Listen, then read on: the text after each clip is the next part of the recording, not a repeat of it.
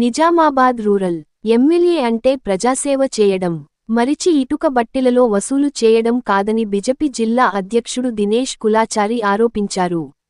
నిజామాబాద్ జిల్లా డిచ్పల్లి నడిపల్లి వద్ద గల ఇటుక బట్టీల వద్ద బీజేపీ ఆధ్వర్యంలో ఇటుక బట్టీల ఎమ్మెల్యే అని రూరల్ నియోజకవర్గం అభివృద్ధిపై చర్చకు సిద్ధమా అని ఫ్లెక్స్ ఏర్పాటు చేసి నిరసన చేపట్టారు. నిజామాబాద్ రూరల్ ఎమ్మెల్యే భూపతిరెడ్డి నియోజకవర్గ అభివృద్ధి గాలికి వదిలి మొరము ఇసుక ఇటుక దందాల్లో వసూలు చేయడమే తన పనిగా వ్యవహరిస్తున్నాడని దినేష్ కులచారి ఆరోపించారు. ఓవైపు రూరల్ ప్రాంతంలో పొట్ట దశలో ఉన్న పంటలు సాగునీరు లేక ఎండిపోతుంటే ఎమ్మెల్యే ఎలాంటి చలనం లేదు అని పేర్కొన్నారు. ఇటుక బట్టీల్లో వసూలు కాదని నియోజకవర్గ అభివృద్ధికి పాటుపడాలని ఎమ్మెల్యేకు కోరారు. ఈ కార్యక్రమంలో నియోజకవర్గ ఇన్ఛార్జ్ పద్మారెడ్డి, మండల అధ్యక్షుడు చంద్రకాంత్, బీజేపీ నాయకులు తదితరులు ఉన్నారు.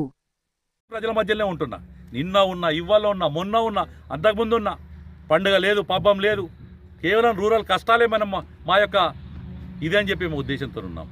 కాబట్టి మరొక్కసారి ఇటుకబట్టిల ఎమ్మెల్యే గారికి అలాగే కాంగ్రెస్ పార్టీ నాయకులకు, మీరు చర్చకు రాలేదు కాబట్టి ఇంకోసారి ఆరోపణలు చేసే ముందు ప్రజలకు జవాబు చెప్పండి, మాకు జవాబు చెప్పాల్సిన అవసరం లేదు.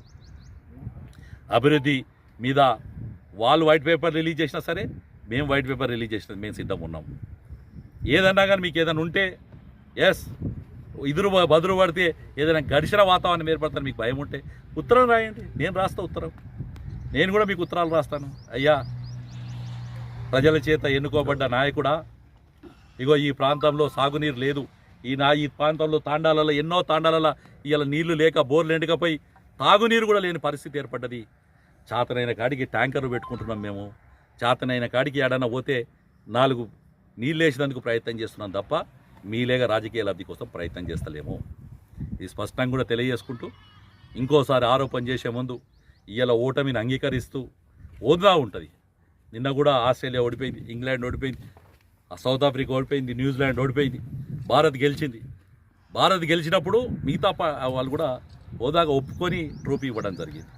అట్లాగే పాకిస్తాన్ వాళ్ళేగా మీరు దుబాయ్లో ఆడిరు కాబట్టి గెలిచిరని చెప్పి కాంగ్రెస్ పార్టీ లొత్తిరిగి ఎత్తుకోకుండా ఒప్పుకోరి మేము చేసిన ఆరోపణలు పసలేదని, మీ ఆరోపణలు వ్యర్థమైనాయని, ధరంపురి అరవింద్, బీజేపీ, నరేంద్ర మోడీ 11 ఏళ్ళ నుంచి ఏం అభివృద్ధి చేసిండో ప్రతి ఒక్క విషయం కూడా నేను చెప్తాను. ఇవాళ ఫ్లైఓవర్ కానీ అలాగే మిగతా బ్రిడ్జెస్ కానీ సర్వీస్ రోడ్లు కానీ అన్నీ కూడా నిత్యం కూడా భారతీయ జనతా పార్టీ ప్రజాసేవ చేసేందుకే ఉంది. కాబట్టి మరొక్కసారి కాంగ్రెస్ నాయకులకు, గౌరవ ఇటుకబట్టిల ఎమ్మెల్యే గారికి నేను విజ్ఞప్తి చేస్తున్నాను, మీకు ఇటుకబట్టిల మీద ఉన్న ప్రేమ రూరల్ ప్రజల మీద చూపిమని మనస్ఫూర్తిగా కోరుకుంటూ, మరొక్కసారి ఇక్కడికి విచ్చేసిన ప్రతి ఒక్కరికి కూడా ధన్యవాదాలు తెలియజేసుకుంటూ, ఎండిపోయిన పంటలకు నష్టపరిహారం ఇవ్వమని జిల్లా కలెక్టర్ కోరగానే పాపం తెల్లారే కలెక్టర్ గారు వెళ్ళారు.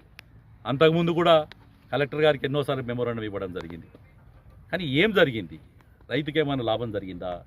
చూసి వెళ్ళిన కలెక్టర్ గారు జిల్లా యంత్రాంగానికి ఏమైనా మెమోరాండం ఇవ్వడం జరిగిందా?